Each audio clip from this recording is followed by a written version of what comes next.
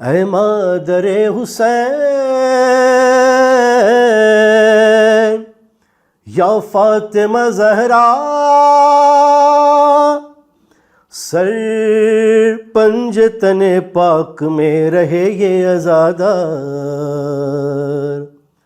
शम्मा से शम्मा जले सिलसिला जारी रहे, हम रहे या न रहे ये अज़ा जारी रहे। शम्मा से शम्मा जले।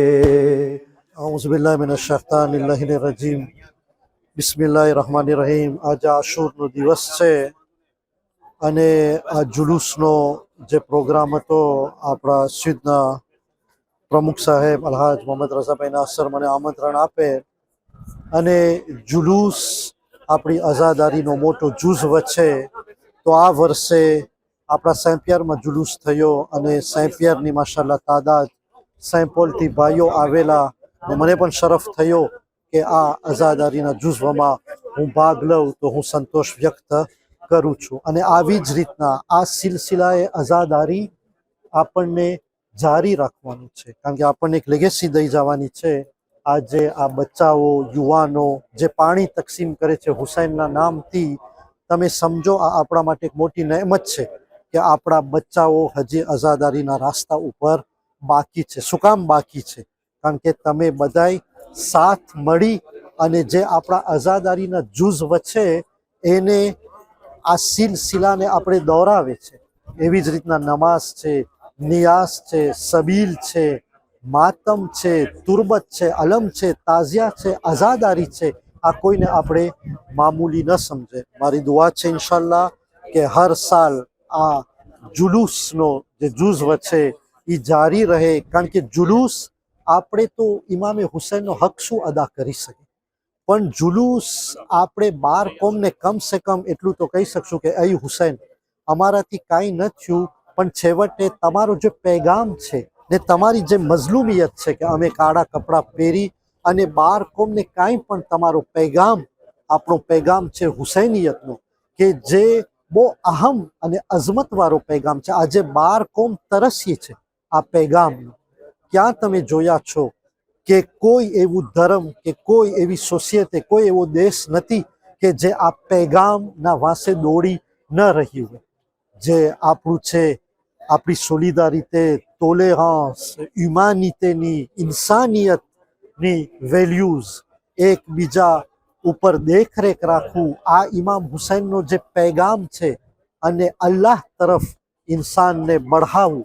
તમે મને કહો કે આ જમાનામાં બધાય તરસ્યા છે, તો કમ સે કમ જુલુસ ઉપર આપણે શંકાઓ ન કરે, જુલુસ ઉપર આપણે દેબા ન કરે। આ એક માતમદારી અને આઝાદારીનો મોટો જુઝવ છે, કારણ કે આપણને તો એક નાશ થવું જોઈએ કે પરવરદિગાર આપણને આ તોફીક અને આ મોકો આપે છે કે હુસૈનનો પૈગામ આપણે 12 કોમ સામે ફેલાવે છે। અને પરવરદિગારનો શુકર છે ઘણા દેશો છે કે જ્યાં નથી થતું, પણ એજાઝ ઇલાહી છે। આજે તમે બધાય મોટા ગામ જો, બધાય તમે મોટા મેગાલોપોલ જો, આ ફેરે પારીમાં પણ બસ્તીમાં એ લોકો જુલુસ કાયદા, આટલી બધી મુસલમાનો પ્રત્યે જે નજર સારી નથી, પણ આ એજાઝ ઇલાહી છે કે જ્યારે હુસૈનનો જુલુસ આવે છે તો સરકાર પણ પોતાનું દિલ મોટું રાખી અને આપણને ઇજાઝત આપે છે।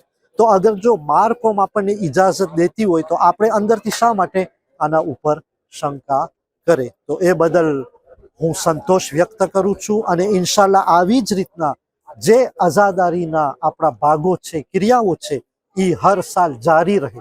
કારણ કે યાદ રાખજો કે આપણે ખોજા શિયા કોમ છે, આપણે હોશિયાર કોમ છે। અગર જો આપણામાં તમે આઝાદારી કે જે આપણી વજૂદ છે એને ખેંચી લ્યો તો મને નથી ખબર કે આપણે શું કરશું। હું આફ્રિકા ફેડરેશનના પ્રમુખ તરીકે કહું છું કે આપણી કોમ હોશિયાર છે, પણ અગર જો તમે અહેલે બેતની મોહબ્બત, મરજાયત અને જુઝવે આઝાદારી પોતામાંથી કાઢી નાખો તો પછી રોતારીને લાયન્સ ક્લબમાં આપણે આવેલા છે। કારણ કે આપણું હોવું મને નથી સમજણ પડતી। આપણે આના માટે છે અને આપણી ફરજિયાત છે કે આપણે આને ફેલાવે। તો ઇન્શાલ્લાહ રેવન્યુમાં તો 4 જમાતમાં મને દેખાય છે કે આઝાદારીનો જે મંઝર છે, જે માહોલ છે, એ માશાલ્લાહ માહોલ છે. અને આ શીત જમાત ભલે દૂરી છે, પણ આજે આઝાદારીના પરચમને જે રીતના હિલાવી રહી છે, આપણે સંતોષ વ્યક્ત રાખીએ. ઇન્શાલ્લાહ હુસૈનના સદકામાં આપણી બધી જમાતોમાં આપણા મોમેનીનના અંદર દિલોની એક્યતા રહે અને આવી જ રીતના આઝાદારી પ્રત્યે આપણે હંમેશા જોશમાં રહે એવી મારી. Pour vous de faire revivre ces moments. Alors oui, il est important pour nous qui sommes chiites, alors musulmans de confession chiite. Nous portons dans nos cœurs cette tragédie. Pourquoi? Parce que nous qui sommes ici chiites, nous sommes originaires de l'Inde en fait. Alors nous avons une histoire, nous avons un lien très étroit avec cette tragédie de Karbala, car si nous sommes chiites aujourd'hui, si nous avons embrassé l'islam aujourd'hui, c'est justement par le biais et par grâce à cette lumière de la tragédie de Karbala qui a eu lieu le 10 du mois sacré de Muharram.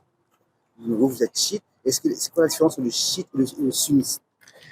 Alors, la différence entre sunnite et chiite, comme vous l'avez mentionné, sunnite qui fait donc référence à ceux qui suivent la sunna du saint prophète, et les chiites qui justement considèrent Ali, le gendre et le cousin du prophète, comme étant le premier calife de l'islam, et justement Hussein ibn Ali qui était le fils donc de Ali, gendre et cousin du prophète.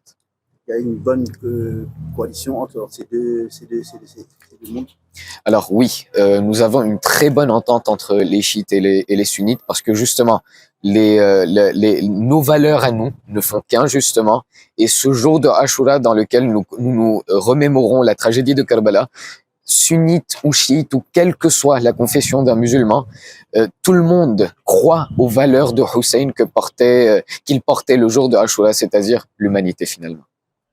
Oui, donc là, c'est notre association du Sud et qui représente environ 200 membres. Et qu'est-ce qui va se passer concrètement aujourd'hui? Normalement, chaque année, on commémore ce jour d'Ashura, mais en même temps, il y a cette procession, parce que cette procession a une signification qui est assez particulière, c'est-à-dire d'abord, c'est une communauté, ce jour d'Ashura, elle est endeuillée, comme on vous a expliqué tout à l'heure, mais en même temps, cette procession est aussi le symbole de l'unité. Symbole de l'unité dans la mesure où la communauté ici présente se rassemble et porte un même message. Et ce message, il est très important, car aujourd'hui, avec les temps qui courent, je crois que les valeurs doivent être vivifiées et les symboles, les messages d'unité, de partage, de fraternité, de solidarité et surtout de tolérance doivent, à mon sens, prendre une acuité particulière. Et vous verrez tout à l'heure que par cette procession, nous véhiculons justement ce message qui est porté par le petit-fils de Mahomet et qui, justement, le jour d'Ashura, Hussein, s'est sacrifié avec sa famille pour préserver ces valeurs. Et à mon sens, ces valeurs, aujourd'hui, doivent trouver résonance. Assalamu alaikum warahmatullahi wabarakatuh. આજે આપણે આ programme જુલુસનો કરી રહ્યા છે, તો આપણે એમાં remercier કરે આપણી સરકારને, મેરીને કે આપણને ઓથોરિઝેશન આપ્યા છે ને સેમ્પલ જમાતને કે આપણા સાથે આઝાદારીમાં ભાગ લીધા. એકદમના નોંભરો આવ્યા એ લોકો, અને president de la Fed Aminbhai Nasar કે આજે હાજર છે આપણા સાથે, અને યુનિયનના રિપ્રેઝન્ટન્ટ ભાઈ જોન અને રેઝા અલીભાઈ એ બધાય આપણા સાથે છે. અને સાથે આ ઇમામ હુસૈનનો મેસેજ આપણે આજે પસાર કરી રહ્યા છે, અને ઇન્શાલ્લાહ આપણે દુઆ કરીએ કે આવતા વર્ષે આપણને આ મોકો મળે કે આપણે આ આઝાદારી હુસૈન કરી શકીએ અને આ જુલુસ ઇમામ હુસૈનનો મેસેજ પહોંચાડી શકીએ. વાલેકુમ સલામ વરહમતુલ્લાહિ વબરકાતુહુ.